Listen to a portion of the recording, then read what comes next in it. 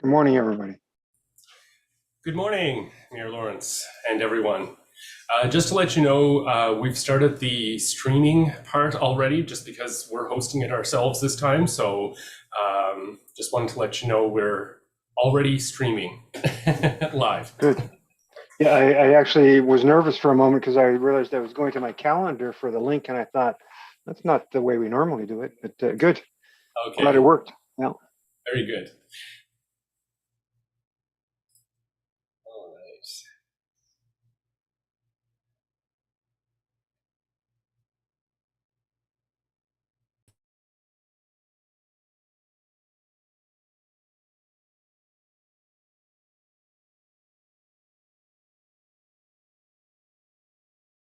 different kind of view as well, Brian. I'm just it presents a bit differently, doesn't it?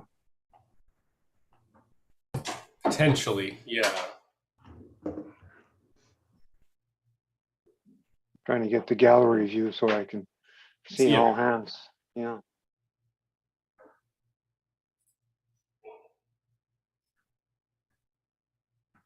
got it. I can make you all disappear. Not a good thing. The power of the chair. Well, I don't think I have any special Zoom powers. That lies with you, doesn't it? The Yes, yeah. There we go. Perfect. Back to normal. Excellent. Selling some cold weather supplies at the store, Corey? Oh, you don't see too many people when it's this cold. No, is that right? Just No, yeah, things get quiet. Yeah, yeah, yeah. I. That's all right. That's all right too. Yeah, you're happy with that. Sometimes you need a break to be able to get other stuff done. Is the what's the status right now, Michelle, for the arena? We're open back up as of January 31st at 50% capacity. So the It's same rules 50%. Yeah. before this last shutdown. So I wonder if hockey is contemplating minor hockey across the region. Are they contemplating some tournaments and travel, or is that not on? As far as I know, yes. One of our managers has a child in hockey, and he's got some tournaments planned to go to. So as far as I know, the tournaments are ongoing. So that might change things at the store, Corey. Yeah, you got a tournament Yeah. in town. No, someone came in yesterday, said that the little bands is going to be in Sioux Lookout. Oh, And that's in.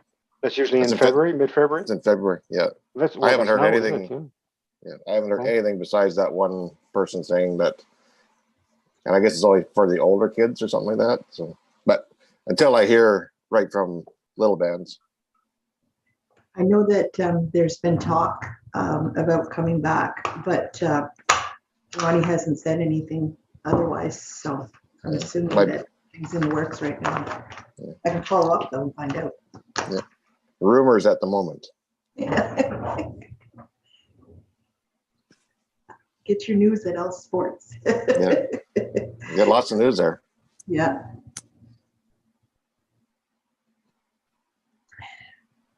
You would know before anybody on that, eh? Well, you'd hope. Sometimes things surprise me. It's like, oh, what? Where'd that come from? But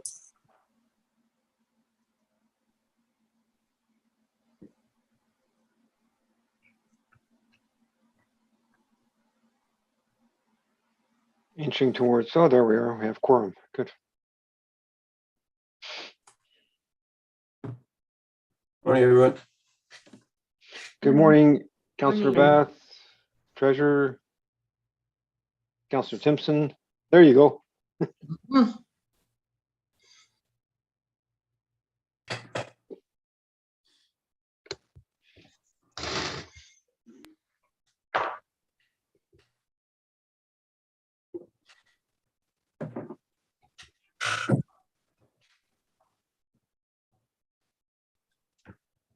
Michelle, for the second part of the agenda, do you have that those Ontario Health slides, just those 2 or 3 available? They were attached to the agenda. Okay. That was the updated agenda, right? Yes. Okay.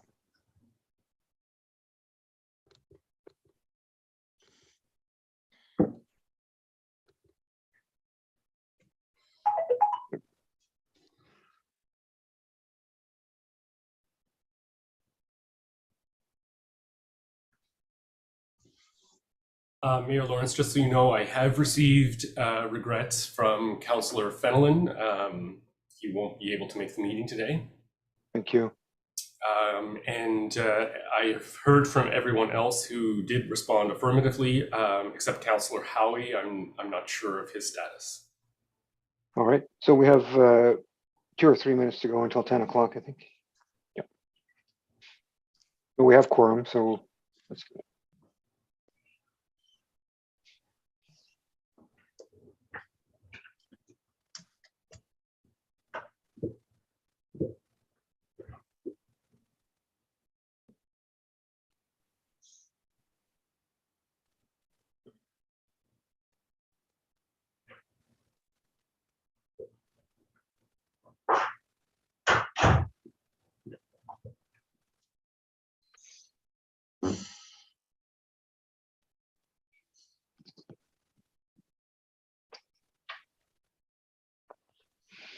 Are you back in the land of the north, Councillor Timpson?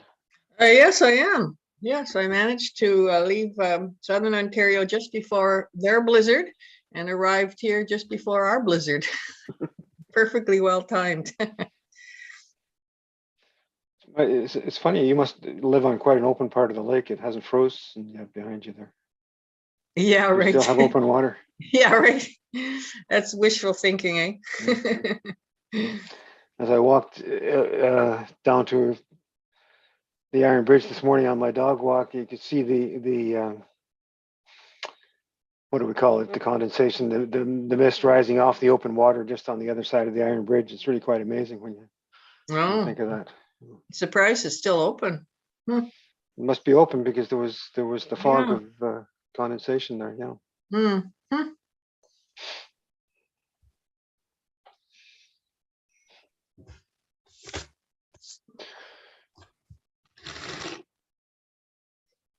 Everybody's heat pump working, Councillor Bass? Sorry, say again? Everybody's heat pump working? All the heat pumps in town? Actually, I had a call this morning that one's running on auxiliary heat, so that's a good thing. Actually, Oh. that's what they're supposed to do when it gets cold. All my air to airs in the apartments are all they quit at -28, so we switch over to auxiliary then. But by this afternoon, they'll be running again.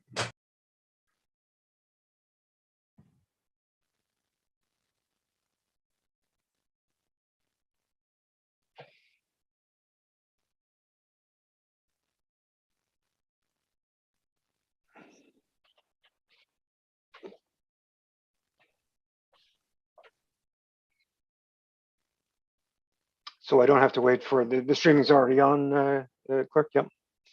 So I'll call the special meeting of council February 3rd. There we go. To order at 10 a.m. Introduction of amendments to the agenda. Through you, Mayor Lawrence, I have none. Thank you. I need a motion that the agenda for the special council meeting February 3rd be approved as presented. Moved by Councillor Lego, seconded by Councillor Bath. All in favor? Carried. Thank you. Declarations of pecuniary interest. Through you, Mayor Lawrence, I have none. Thank you. Staff reports 4.1 Ontario Closed Circuit Television CCTV Grant Program application.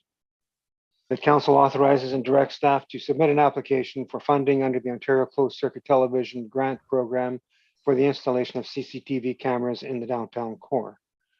Moved by Councillor Bath, seconded by Councillor Lego. And for discussion, I'll turn it over to staff. Thank you, Your Worship. Through you, Your Worship. Yes, at the budget meeting of January 25th, There was a proposal from the Healthy Community Task Force to request funding for 50% dollars under the CCT grant funding program that the province has put out in order to eliminate guns, gangs, and violence, and reduction strategy for harm and community well-being in communities across Ontario. Council directed staff to come back with a detailed report as to what exactly this funding is about and what we wanted to use it for.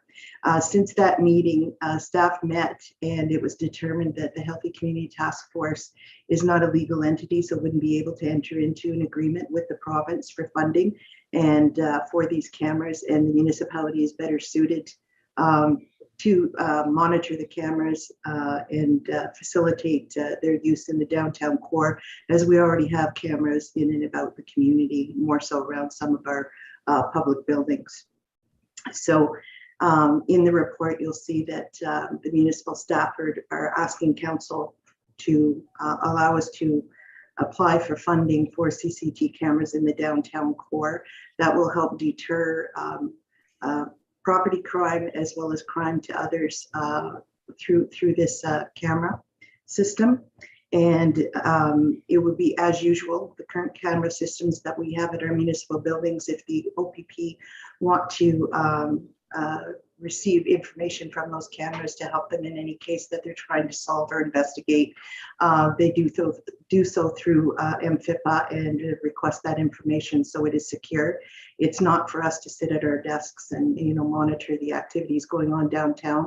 It will be saved to our hard drive for a period of time, and if it's ever required for investigations, that's the main purpose. So the municipality is protected under MFIPA to be able to release that information to those requesting it for bona fide causes or reasons.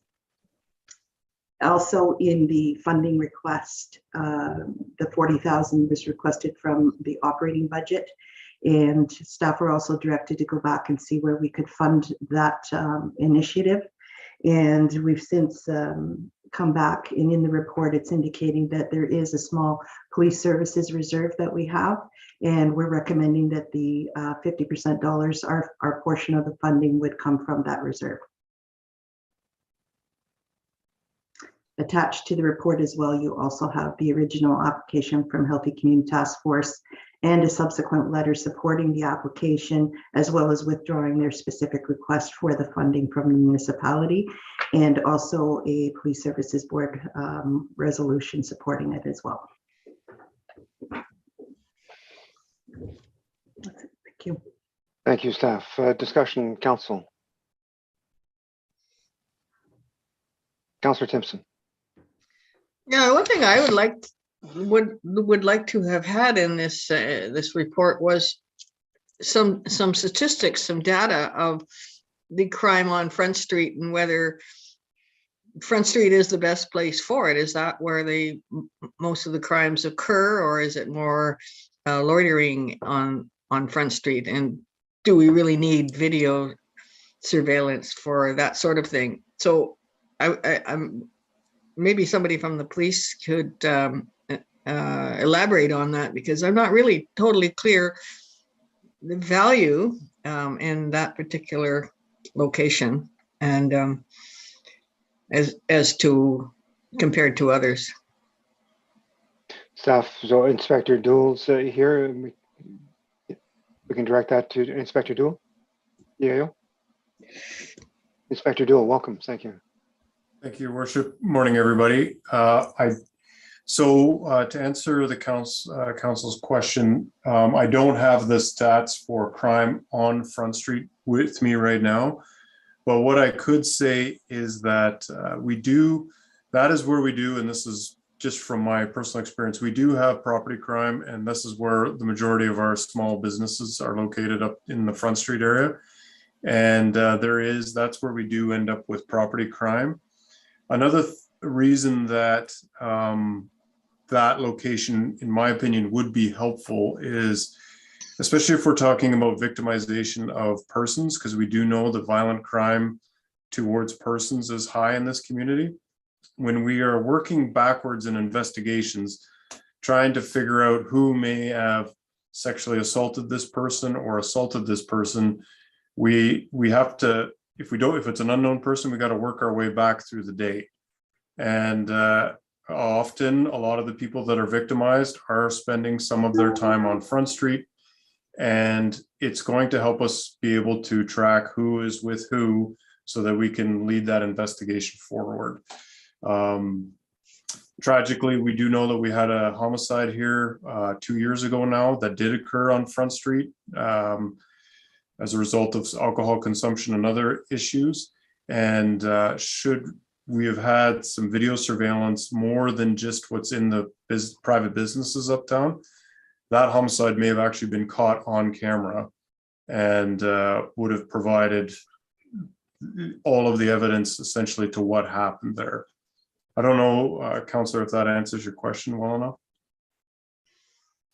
Yeah, that's good. Thanks. Do you know, like, where would they be in particular on Front Street? Where would these cameras be located?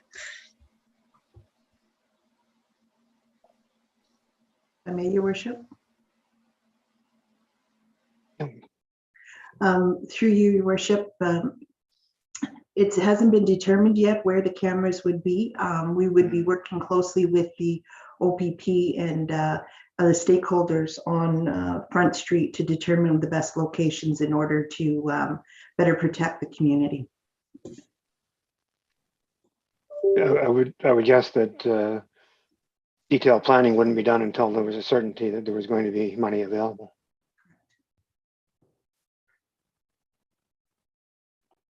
If any other questions, Council, before I pose one or two? Councillor Lego, thank you. Yeah, was it listed in there how many cameras you were looking at getting? Yes, so we had anticipated 4 to 6. The reason why I said 4 to 6 in the application is originally in 2019, when the OPP assisted in putting together what the cost of installation and all of that stuff was. Of course, prices have changed since 2019, so we'd have to spec it again. So that's why I said between 4 and 6 for the $80,000. Okay, and how long would the information be saved on our servers? Through your worship, I'll defer that to our clerk. To you, Mayor Lawrence. So currently our retention policy for video surveillance is up to a maximum of 30 days. We try to retain for that length. Some of our older servers, we only have the ability to retain for 7 days, but the maximum retention period would be 30 days at this time.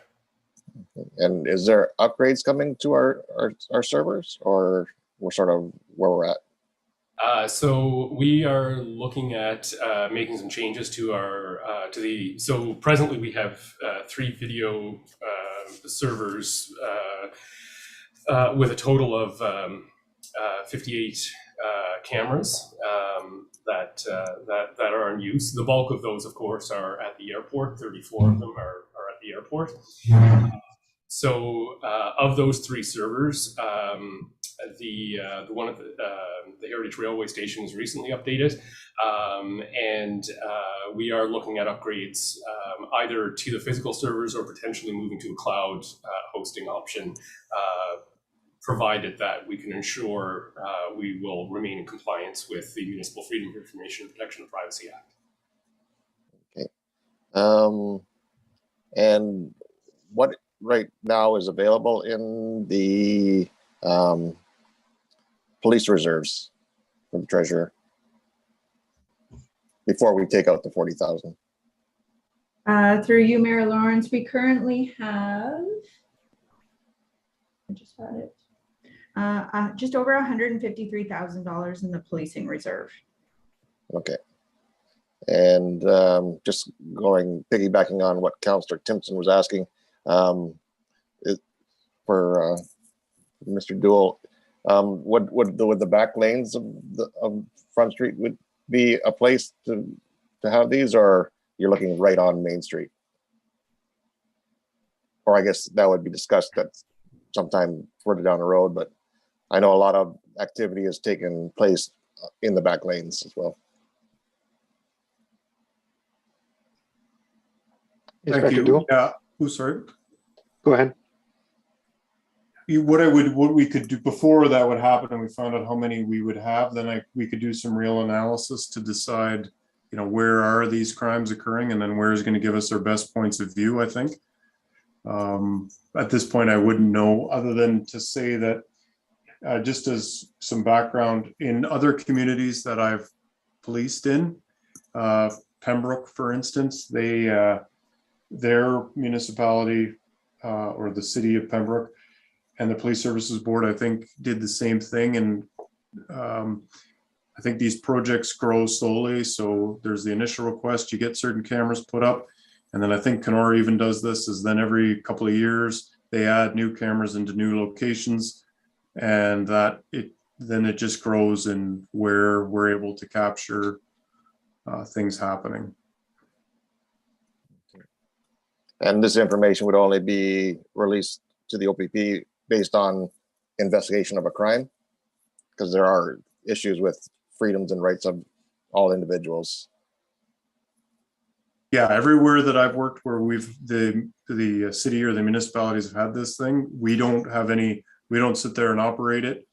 We don't watch it. It's if a crime occurs at the Red Apple, then an official request is sent into the municipality, and then we download it, or we get it downloaded for us. Yeah. Okay, thank you. I would sure like to know who threw a rock through my window at the store, so maybe it would have been good to have that. Clerk, thank you very much. Thanks, Councilor Daigle. Clerk, did you have a comment on that?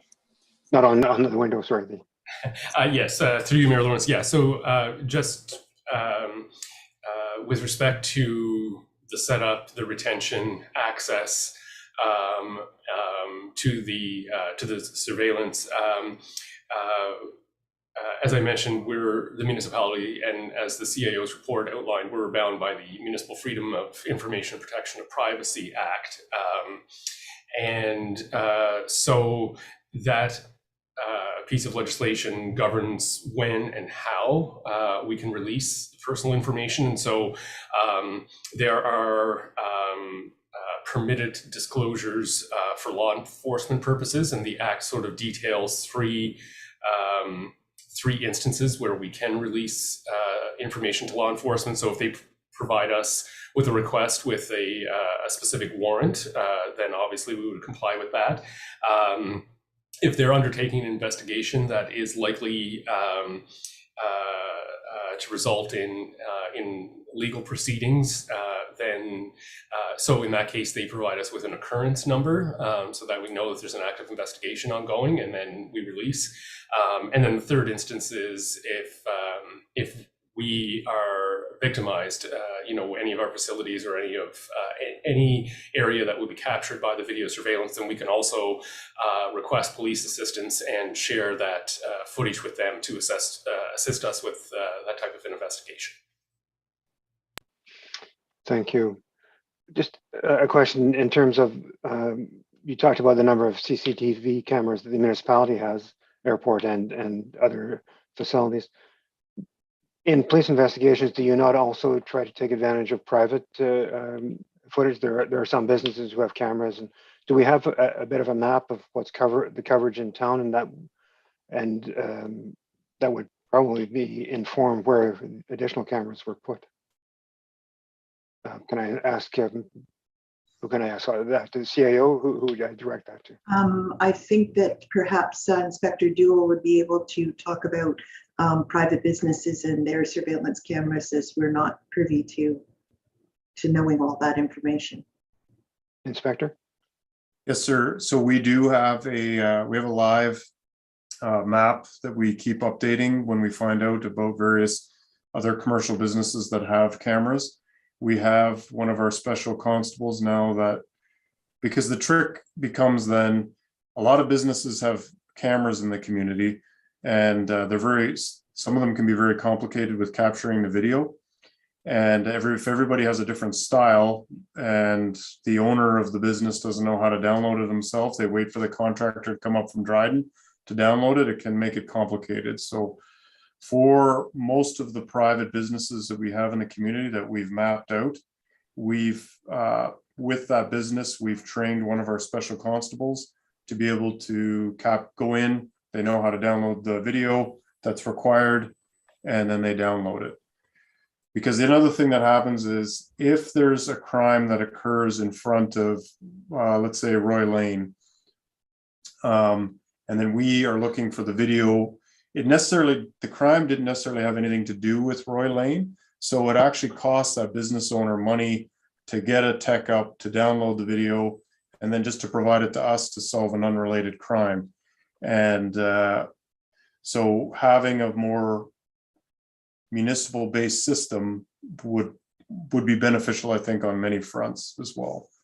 But we do, to answer your question, Mayor, we do have a map of everybody throughout the community for the most part of where these cameras are, including some people have them on their private residences and have through canvases have let us know if something happens in front of my house on King Street, I have a camera. Great. So we'd be looking at filling in sort of the most critical gaps in the current coverage with these additional cameras. Okay. Council, any further questions or comments? Councillor Cassidy. I just always, I guess, I'm a bit of a skeptic when it comes to the surveillance in public areas and stuff, but I understand the need, and I understand from seeing the businesses that are affected, as Councillor Lego alluded to, and the fact that there's already enough cameras out there already on private businesses, and the fact that everyone carries a camera in their pocket essentially at all times. So I think this is good. We're filling the gaps in, and hopefully this, from what I gather here from listening to Inspector Lowe, this is going to actually help police get a handle on things a lot faster to hopefully free them up for other issues as well. So I'm in support of this. My only question, I guess, is for staff. What potentially, like, how many requests and how much staff time would we be looking at here? I know we're looking for a new IT contract. Would that be handled through them, or would that be handled just out of the clerk's department? That was through your worship, that was discussed amongst staff as to how much extra time that would take. There is time involved in doing it, but we also have the provisions under the Municipal Freedom of Information and Protection to Privacy Act to bill back for our time in order to do that work. I will let the clerk further provide clarification as to how it will be handled within his department. Through you, Mayor Lawrence, and thank you, Michelle. Yeah, so right now, all of the requests do flow through the clerk's department, specifically so that we can ensure compliance with the MFIPA, the Municipal Freedom of Information Protection and Privacy Act, and associated regulations. You know, of the number of cameras that we currently have, we are able to maintain reasonable response times to requests within the current workload. Obviously, adding 4 to 6 cameras would, increase that a bit. And we are looking right now internally at some options as to how to most effectively process those requests in a timely fashion. But I don't anticipate there will be an impact to the extent that it would, impact our ability to carry out our other operations and our other responsibilities. So I guess in short, I'm saying I think we can manage, and we will do a few things internally with respect to who's actually processing certain requests and how that's being managed. But I think, throughout the entire corporation, we will be able to manage the requests. Okay, thank you. That's all from me. Thanks, Councillor Cassidy. Inspector, is there any deterrence value in this? I know it might be long-term, but knowing that there is surveillance, does that act as a deterrence?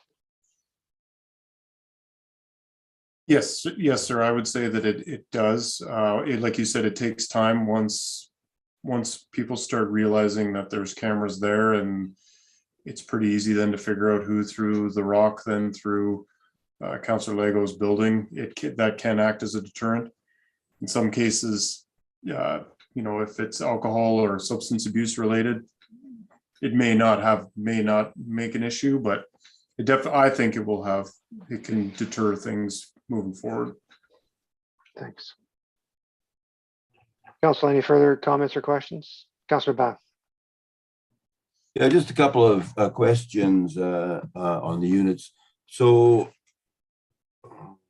where am I here? Are these cameras easily relocatable? That's one question. I'll ask a few of them and you can answer them all, whoever likes to answer them. One is the maintenance of them. When do we know that we're putting extra cameras? Do we know they're working? Are they just up there? And in the case of cameras as a deterrent, do we actually advertise where the cameras are going to be? Because if it's going to be deterrent, people probably need to know where they are, or maybe just hide somewhere else. Then I don't know, but it's probably worthwhile. And you see places with fake cameras just for that value. So maintenance is one thing I would be curious about. I'm sure these are mostly hardwired. And I had a question about tying into the municipal cameras, and I think we've answered that one. So really, that was probably the questions I had. And probably the maintenance one is the most important. If they're going to be working, or if they're not going to be working. CIO, do you want to direct that question or answer? Yes, I'd like to direct it to Brian, as he's the keeper of the cameras and the maintenance, his department. Through you, Mayor Lawrence, thank you. Thanks, Michelle. So through our routine monitoring, we would be notified if one of the cameras goes down. There would be a minimum period of time between the camera going down and us being notified of that, so that we're able to dispatch someone to look at it and correct the issue. I'm pleased to say that of the CCTV cameras that we have throughout the municipality on municipal buildings, and including in particular the exterior ones, we've been very fortunate with their reliability. Some of them have been up there for quite a number of years now, and they've been very reliable. We've had very little issues with ongoing maintenance. I mean, like everything, things do break down, and over time, things have to be repaired and replaced and upgraded. But so far, we've been very fortunate with respect to the longevity of the cameras. And also, if I may, just to respond to Councillor Bath's other question. Yes, so the Information Privacy Commissioner of Ontario has set out guidelines for the use of video surveillance by public sector organizations, including municipalities. And one of those guidelines does talk about notifying the public so that they know when they are on camera. So yes, the public would be aware that cameras are being installed on Front Street or the Front Street back lane or wherever the ultimate locations are determined, so that there is public awareness that they are there, and smile, you're on camera type signage would likely accompany that in certain locations. Thank you. Council, any further comments or questions? I see none. So thanks, Inspector Dool. I can call, there's no change in the motion, CIO? Clerk? No. So all in favor? Carried. Thank you. Thanks, Inspector Dool. Item 4.2. And I just have to get that open on my screen. Ontario Health Teams. Mayor Lawrence, would you like me to share the slides on the screen for everyone? Sure, that would be helpful. Thanks, Clerk. I'll put the motion on the table, ask for a motion that council directs the mayor and CAO to advise the Northwestern Ontario Integrated Care Working Group that the corporation of the municipality of Sioux wishes to be engaged in the development of the Sioux Dryden Red Lake Ontario Health Team, OHT, and further, that council approves that the corporation of the municipality be involved with the new Sioux Dryden Red Lake OHT at the OHT signatory level. So council, you'll, in overview, we recall that how long ago, 10, 15 years ago, there was the LIN system, the local health integration network system was rolled out as the means of healthcare delivery, the coverage in province-wide. And there were 14 local LINs in the province. We were in the Northwest LIN, which covered basically from Wawa to the Manitoba border to the US border, the Rainy River, Thunder Bay, and Kenora districts. And that LIN was to be divided into 5 integrated district networks, including one around the Thunder Bay area, one, I think, Rainy River, Kenora, and we were to be in the northern district, Sioux Lookout and Communities North. For years, we tried to get engagement, involvement, and action from health, and it in my mind was very difficult. Then there was an election, and the LIN system has been taken down and replaced with what is rolling out now, the Ontario Health. And in Ontario Health, they envisioned up to about 50 Ontario Health teams across the province. But it was up to local agencies and areas to put together and apply for the Ontario Health team. The last I heard, and this is maybe a month old, there were 43 applications received and accepted across the province for Ontario Health teams, 2 in Northwestern Ontario, one covering the area of Kenora called the All Nations Health Team. It's Kenora, Sioux Narrows, Nestor Falls, and 12 to 15 First Nations, that population, that area. There's one called the Rainy River District Health Team, which covers Fort Francis, Rainy River, and communities in that area. And there's 2 that are in a formative stage. One is Thunder Bay and all the communities east and still undefined for Thunder Bay. And this one now with a name that's just Dryden Sioux Lookout Red Lake Health Team. There's been several formative type meetings, information meetings, and now Ontario Health has been running this show. It's at the stage where I attended a meeting, I guess it was, earlier this week, with, I think there were 25 faces on the screen, including representatives from those 3 communities and Ontario Health. And what you see on the screen is what's being put. It's really quite informal at this stage. On the other hand, this is our opportunity to get engaged and involved. Both AMO and I think the province, the Minister of Health, have recognized and even recommended that municipalities do be engaged, recognizing how municipalities are already engaged with health. And what they're trying to do is establish health teams that are broader in scope, not siloed, but broader and connected, so that more than just acute care is involved in delivering health, acute care, public health, land ambulance. It includes housing, long-term care. It's the whole spectrum of healthcare, home care, et cetera. And municipalities need to have a stake in the game, because I believe we're the least siloed of any of the agencies. We see the big picture. People come to us and expect us to help. At this stage, it's just an opportunity to be, what level do we want to be involved? And they've across the province, this is the same across the province. You can be an observer, a partner, or an Ontario Health Team signatory. And you see on the screen what each level means. I won't read that to you, but an informed observer. Now, interesting for Sioux Lookout is that in yesterday's meeting, SLIFNA participated as well as Menayau. SLIFNA had about 5 participants out of 25. And James Morris came on and said, essentially, their communities, their boards told them that in the LIN system, they were told not to be engaged. So that left Sioux Lookout in the northern. That's why the Northern District never really rolled out in the old Lynn system, because Sioux Lookout was on its own. Now in the Ontario Health system, including Dryden, Red Lake, and the community, the unorganized areas in between, SLIFNA participated, and James said that they were, the board had directed them earlier 5-10 years ago not to be engaged. This time they're seeking to be, I think, informed observers.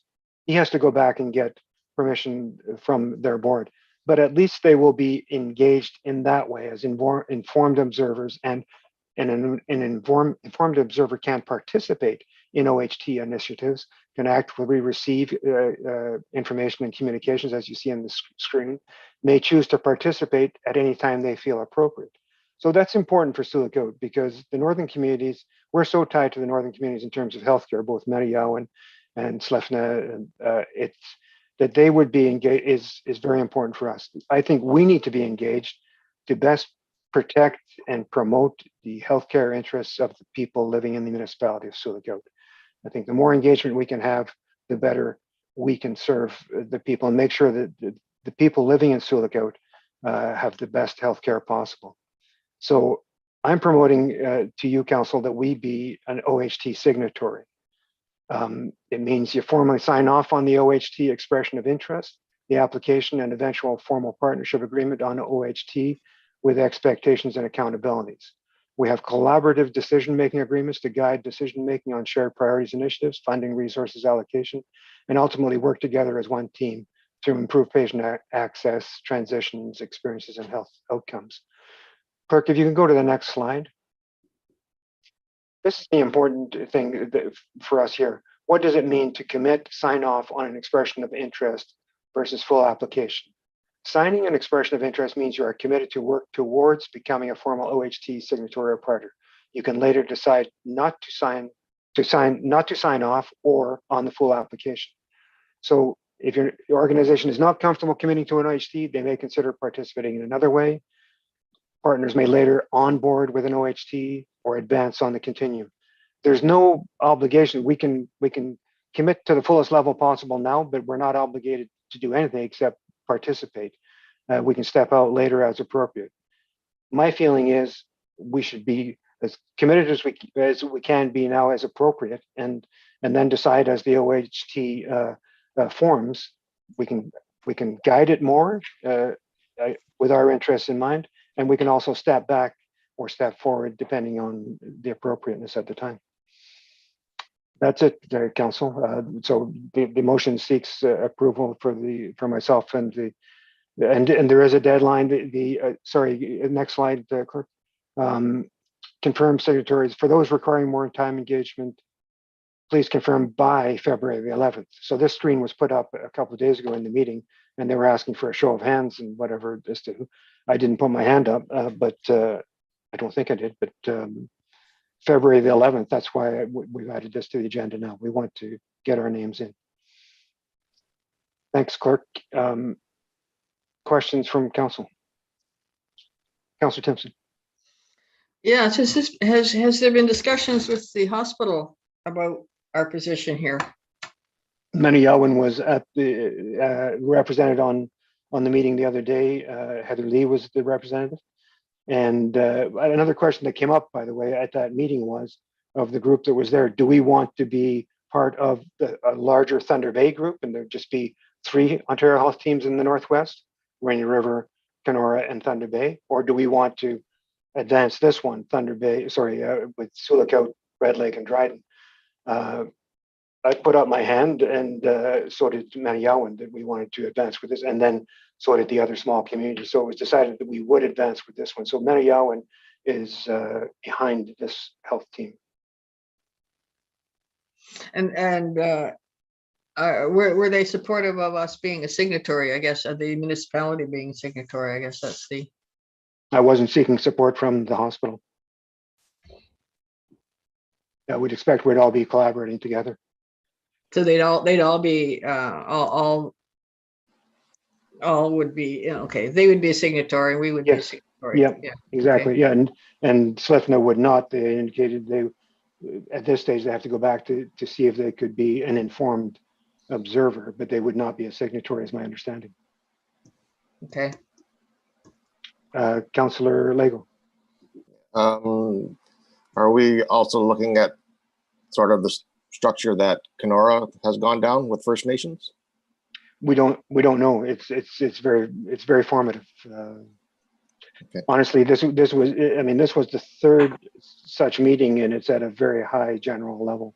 But to me, the key here is establishing that this will be our health team. Not we won't be part of Thunder Bay. It would be Red Lake, Dryden, Sioux and whoever else. I'm not sure. But the three hospitals were all participating in this, as well as some other health agencies. I don't, that your question is, don't know. Yeah, I like the fact that it's our area, the Sioux Red Lake, Dryden area. It should have its own. So I would be supportive of this instead of being part of the Thunder Bay one. Yeah.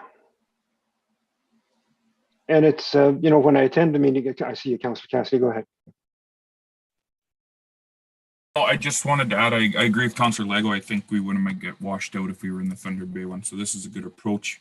And I think I think this is the right approach, especially with just some of the other challenges we're seeing in the community as well. I think having more of a local pulse on this, I think, is the right approach. So I would also support this. I was surprised at the meeting. I didn't see municipal representatives from Dryden or Red Lake on board, but that's okay. I still look out both in terms of healthcare for our citizens and healthcare as an important component of our local economy. I think it's key that we be part of this as much as we can be, as appropriate for a municipality. Municipalities are, we're engaged directly in funding healthcare through KDSB. We fund land ambulance. Through public health, we fund public health. Through mental health and addictions, we fund police, who are the front line and sometimes the last line on mental health and addictions right now. All right. Anything else, Council? And we're CIO, you could maybe comment what we're committing to at this time and what we're not committing to. It's really engagement, I would say. Yes, just to add to what you spoke about previously, we did receive a draft expression of interest, but we didn't share it with council because it's in draft form right now with the group, but they are filling that out to have it submitted shortly to the province to initiate those discussions for our Ontario Health team for this area as a group. So, yes, there's no specific commitment from the municipality at this time. Yeah, and I think that expression of interest is necessary to establish this health team as a separate and independent health team.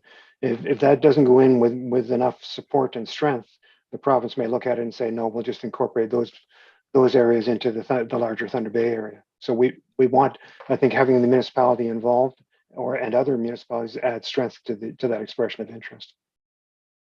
Your worship.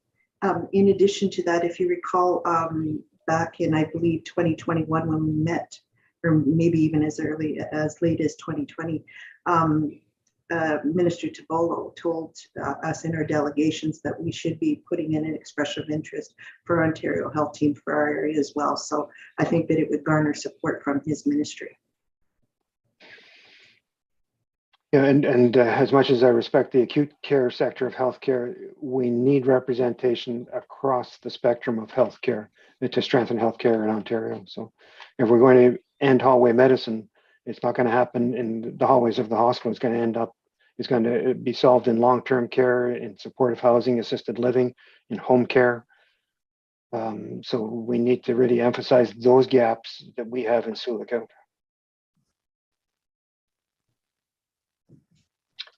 Nothing else, Council. I won't prolong this. I'll call the vote. Oh, Councillor Simpson. Yeah, I was just going to say it concerns me that Red Lake and Dryden weren't there, and Pickle Lake either. No. And through all my engagements with healthcare, and honestly, I've attended everything on healthcare I could for over the last 7 years. And we're the only municipality that goes. Is there any way that, Agencies go, and agencies from those municipalities go, but from a municipal council or administration point of view, Hmm. and I'm sure CAO might reach out to the other CAOs and ask what their engagement is, would be useful. So I can do that, Your Worship. Mhm. Anything else, council? All right, all in favor? Carried, thank you. Help me, clerk, I'm gonna struggle getting my screen back up. Through we Mayor Lawrence, yes. So we just have the confirmatory bylaw to pass. If you like, I can read that motion. Go ahead, thank you. That bylaw number 08-22 being a bylaw to confirm the proceedings of the corporation of the municipality of Sioux, February 3rd, 2022 special council meeting, be read a first, second, and third time and passed. Moved by Councillor Howie, seconded by Councillor Cassidy. All in favor? Carried. Thank you, council, for coming out, and stay warm. Mhm.